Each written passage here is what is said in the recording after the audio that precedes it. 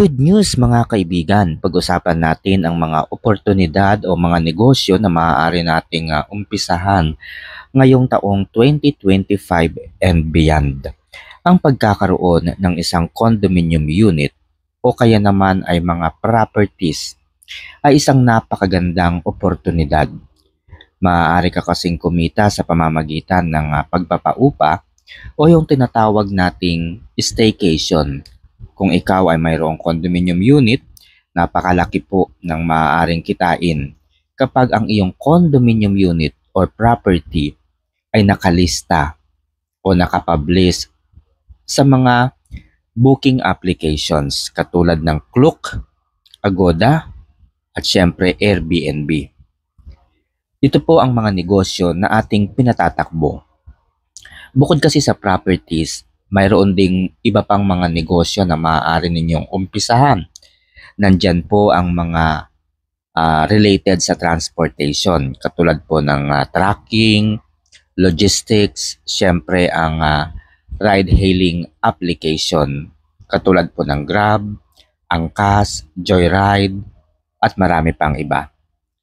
Ito po ang aking properties sa Quiapo, Nueva Ecija.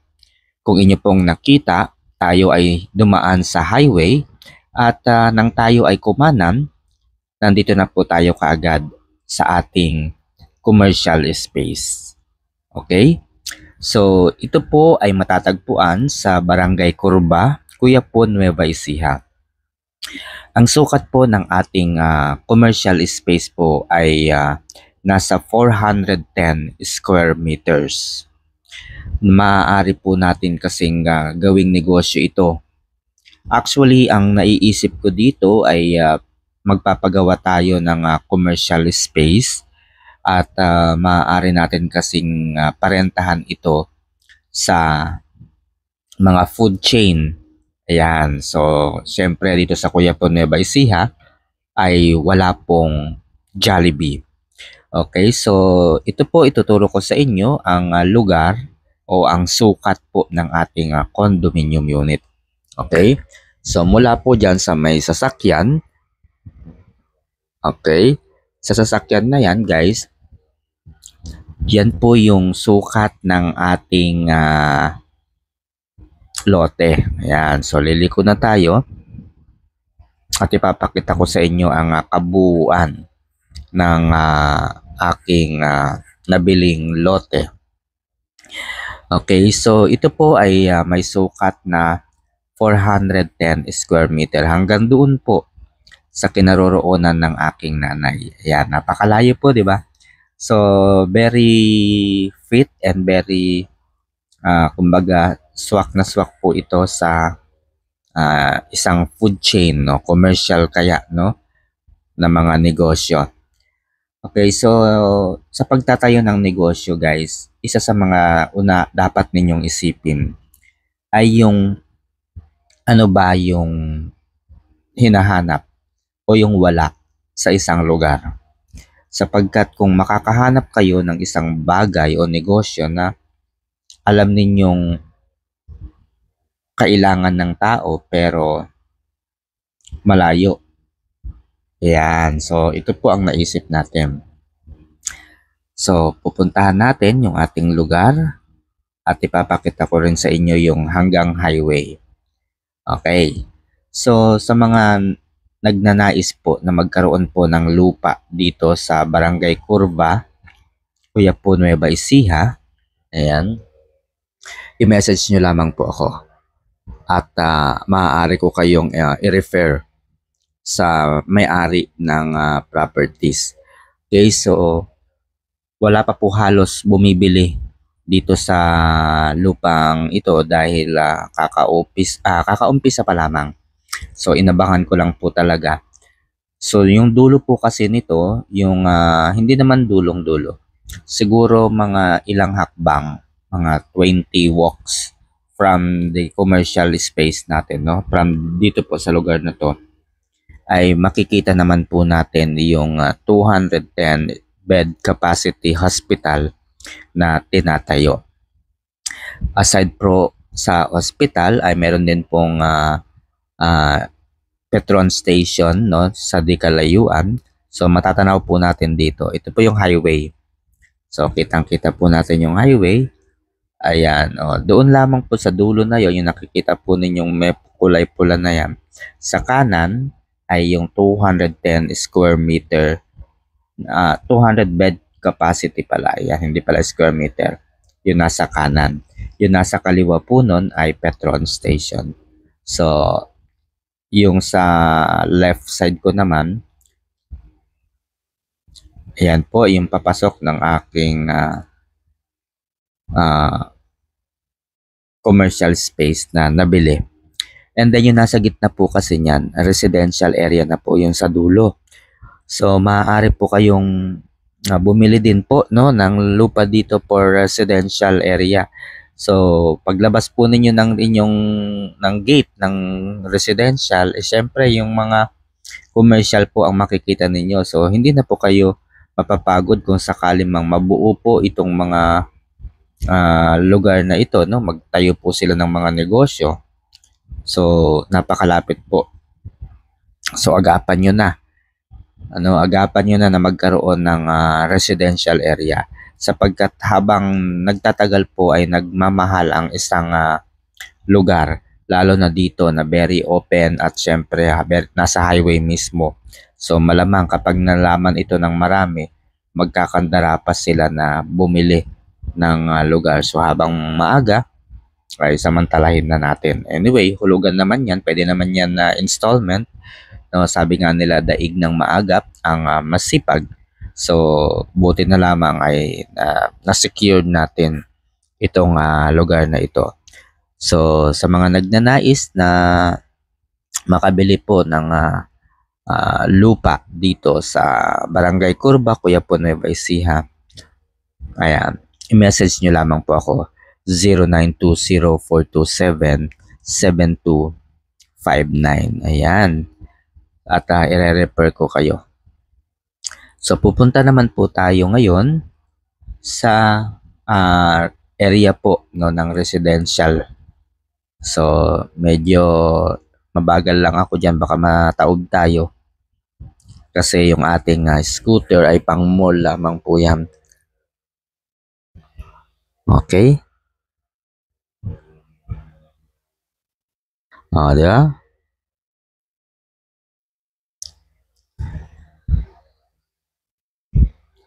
So, alright. So, habang nakikita po ninyo yung ating residential area naman, nakabili rin po tayo dyan ng 207 yata yung aking dyan area. 207 square meter po yung aking residential area. Malapit po sa gate. Ayan, so yan po yung ating residential area. 207 square meter. Diyan po yung entrance. Okay, so bukod po sa pagkakaroon ng properties, no, kagaya po ng commercial space, residential na maaari mong patayuan ng bahay, siyempre parentahan mo rin. Ayan, maganda yan na negosyo. Okay, meron din po tayong negosyo sa Laguna. Ito po ang kauna-unahan at pinakamalaking eco farm and resort sa Laguna. Ang AF Homes Eco Farm and Resort. Alright, so ito po ay mayroon namang sukat na 200, hindi ko nalimutan ko yung sukat ng aking lupa. 210 yata ang sukat ng aking lupa dito. And yung pinakang resort po ay mayroong sukat na 80 hectares. Okay, 80 hectares po yung kabuuang sukat po ng resort. And so far, yung nade-develop na ay nasa 6 hectares. Malabak na po kagad yun. Yung 60 hectares na yun, guys, ay kaya pong mag-accommodate ng 200 buses.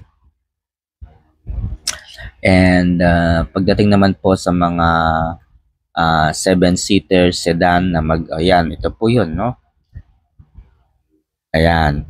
Ito po yung Eco Farm Resort po natin. Inakyat po natin nung dinedevelop pa po, nung inumpisahang developin. Ayan.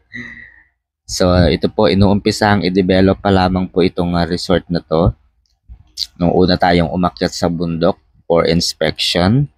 And ngayon po ay nagawa na ito. No, hindi na po ganito sapagkat na-develop na. So, yun, gaya nga po ng nasabi ko dito, ito po ay mayroong kabuuang sukat na 80 hectares. So, yung 6 hectares po ay tama, na-develop na po no, yung 6 hectares. Dito po ay kayang mag-accommodate ng 80 buses. Ayan. At syempre, kaya po nitong mag-accommodate ng 200 na mga sedan and syempre 7-seaters na mga sasakyan. Pero syempre, sa isang araw naman hindi naman mapupuno ng ganoon, no? Hindi naman syempre kahit na malaki yung lugar, hindi naman umaabot usually lahat naman ng pinakamalalaking resort. Hindi naman na full yan ng 80 ng sasakyan na 200 kasi syempre iba-ibang araw. Pero yung ating mga beaches dito, yung mga resort po dito ay yung mga villas po natin, pwede pong mag-accommodate ng 24 packs. 24 packs and then yung isang villa may 24 packs capacity po yun. May sarili pong parking and syempre may mga swimming pool din po. At doon sa pinakang tuktok po nitong resort na to ay itatayo po nila yung isang 5-star na 5-star hotel. Nakalimutan ko lang kung ilang floors yun. Ayan, so tingnan nyo po yung lawak. Ayan. Ayan, so far po ay dadalawin natin to by Thursday. Ngayon ay Wednesday, no? So by Thursday, bukas, babisitahin natin to. And I will be giving you an update. Okay, so napakalaki ng lugar, diba? So, imagine guys, noong nasa Kalawan, Laguna po tayo, yung rental rate po ng isang resort na pinuntahan natin sa La Union pala, La Union. Imagine 3.5 for 3.8 for 2 persons. Ito po, grabe. 24 packs and can only the rate was only at 35,000 pesos. So meron ditong clamping, pwede po tayong sumakay dito ng ATV o mag-rent tayo ng ATV car para makaikot tayo sa bundok. Ayan, ATV. Bukod po sa ATV, merong marami pong attraction dito sa AF Homes Resort na to.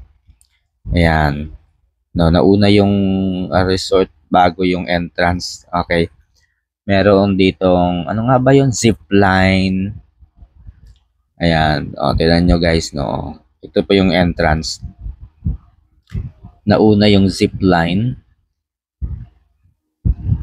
So, ayan. Ito po yung pinakang entrance niya. So, may zipline. Pwede tayong magrenta ng ATV. And then, siyempre, pinakamaganda rito para siyang sa Baguio, yung merong pwede tayong mamitas ng strawberry. So, ito po yung time na tayo po ay naghahanap ng lugar natin. Namimili tayo ng ating lupa na bibilhin dito sa resort. So, ang kinagandahan po dito guys, sa AF Homes Resort na to, kapag bumili ka ng lupa, sila po ang magpapagawa ng resort. Diba? Yan po, ang gagawin po nila, nag-o-offer sila ng mga lupa, halimbawa sa atin. Ako po ay bumili ng lupa. Ayan, yung titulo. Ako po ay bumili ng lupa.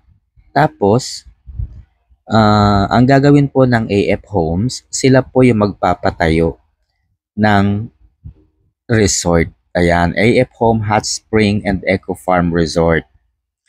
Yan, so sila po yung magpapatayo mismo ng resort. Ang bibilhin mo lamang ay lupa. Napakaganda po ng swimming pool nito kasi hagdan-hagdang pala yan yung style. So ito po ay sa Laguna. Okay, so yan. So panoorin po ninyo guys. Namnamin nyo lamang po yung ganda ng lugar. So yan, yung pinasukan natin kanina, ganyan po yung magiging plano niya. Ayan po yung pinakang entrance. So, kapag na-develop na po ito, kumbaga, bibili ka ng lupa, meron titulo, ang pinakang mababang sukat yata 207 square meter. So, sa 207 square meter na yon, sila po ang magpapagawa, sila po ang magtatayo ng resort, Eco Farm Resort. So, doon ay pagsasama-samahin nila, magtatayo sila ng basketball court. Ayan, so siyempre, ayan po yung mga restaurant sa gilid.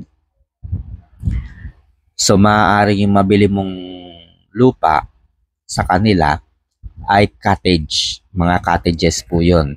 Mga tinatawag nating mga villas. Yan, so may mga villas po kasi. So, doon sila magtatayo. Sila po magtatayo ng mga villas. Ayan. And syempre, yung mga villas na yon, may kasama pong parking. Syempre, bukod sa parking, may swimming pool na rin. Bukod po, ayan po. Ayan, yung mga villas na yan. Ganyan po yung magiging itsura. Halimbawa, 210 square meter yung mabili mong lupa sa kanila. So, depende po. Ayan po yung mga villas. Oh. May mga swimming pool po, may parking. So, kung 10 square meter o 210 square meter yung mabili mo, depende yan kung ilang villas. Tapos kasi ang plano kasi dito is that isang villa can accommodate as many as meron 24 packs, merong 20 packs, ayan, 15, ganyan. So, kung ano yung magkakasya po sa isa sukat po ng nabili po ninyo, kagaya po nito, ganyan po, halimbawa, isang villas to, nabili mo tong isang villa na to. Yan, itong lupa na yan. Yung lupa pala. Yung lupa na yun, halimbawa, nabili mo yun, magpapatayo sila doon ng villa, may parking, may swimming pool. Ito naman po yung pinakang general. So, bukod kasi doon sa mga swimming pool na matatagpuan o itatayo doon sa pinakang villa, merong parang napakalaking swimming pool na iba-iba yung style. Iba-iba yung design, no? Nasa gilid po yung mga yung hotel, yung mga villas, ayan, no? Nasa gitna pala, rather. Ayan, yung pinakang mahal po. Yun naman po, yung nasa gitna po, yun naman po ang hotel, 5-star hotel po yun. So, hindi po yun yung binibenta nila, yung lugar na yun.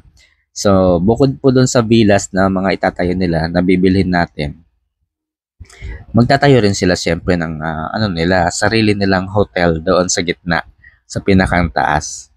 So, yun sa atin ay yung mga nasa gilid-gilid lamang. Di ba? So, could you imagine, meron kang sariling resort. So, yung resort na yan, pwede mo yan i-host sa Airbnb. So, kapag nagawa yan, alam nyo naman dito sa Pilipinas, napakainit ng panahon, lalo na pag summer. Napakadami pong nagsuswimming, ayan, o nagre-relax.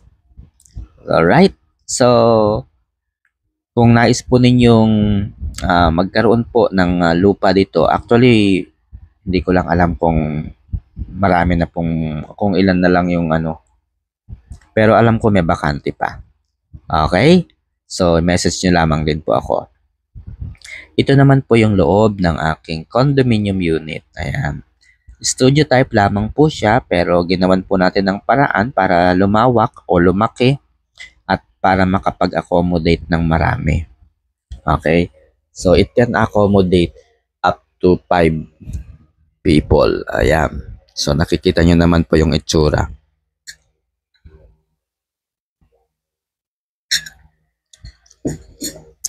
Meron po itong 43-inch na TV.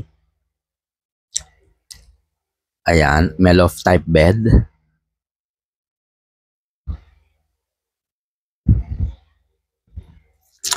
So, ayan po, no? Ito po ay matatagpuan sa Araneta City, Cubao, Quezon City. Sa mga nagnanais po na mag-staycation. Yan, pumunta lang kayo sa description ng video na to at i-click nyo lang yung link na yon para makapagpabook po kayo. Para makapag-stay po kayo dito sa aking condominium unit. Ayan. Yan po yung kabuuan ng aking condominium unit and available na po ito, no? Actually, marami na po tayong guest dito o naging guest. And today ay meron po tayong guest na magmumula sa Canada. Alright, so para po sa mga future guest natin, yung guest ko pala mag-i-stay hanggang June 10. Okay, so kung kayo po ay magpapabook, first come first serve po ito para ma-experience po ninyo yung ganda ng lugar. Siyempre, kung meron kayong idea, may ipapagawa kayong bahay, tapos merong sukat na kagaya lamang po nito, staycation. Pwede ninyo itong gawing model house. Okay. So matatagpuan po ito sa General Romulo Avenue, Barangay Socorro, Cubao, Quezon City. O yung nasa gitna po mismo ng Araneta Center. Ayan, Araneta Center, tabi po ito ng Ali Mall. Nasa gitna po ito ng Ali Mall, Gateway, Isitan, SM. Yung nasa likod po nito ay Araneta Bus Station. Ayan, kompleto po ito guys. Araneta Bus Station. Okay.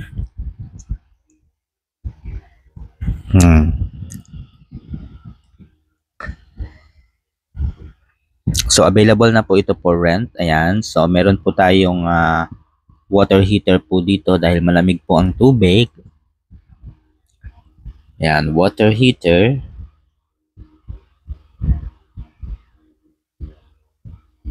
Alright. There you go. Thank you guys. God bless.